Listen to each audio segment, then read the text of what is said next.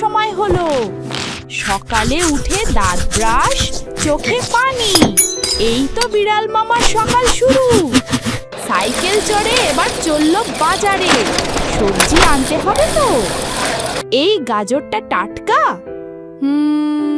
ঠিক আছে, 1 কেজি দিন। সবজি কেটে চুলোয় দিল। বাহ, কি সুন্দর গন্ধ!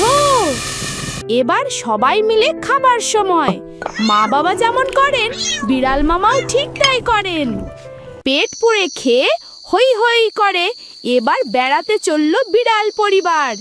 বিড়াল মামার দিন শেষ, কিন্তু কাল আবার নতুন ভোরে শুরু হবে তার নতুন অভিযান।